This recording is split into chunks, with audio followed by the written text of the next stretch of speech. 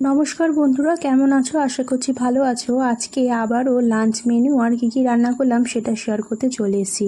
ফার্স্টে যে লাউটাকে দেখলে সেই লাউ দিয়ে আজকে সারাদিনে কী রান্না করলাম সেটাই শেয়ার করলাম।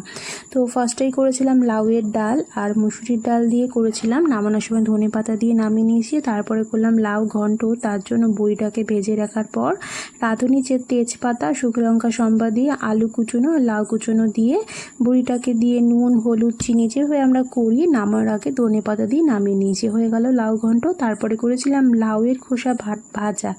কে লাউয়ের খোসা খেতে ভালোবাসো অবশ্যই কিন্তু কমেন্টে জানিও, আমার তো দারুণ লাগে।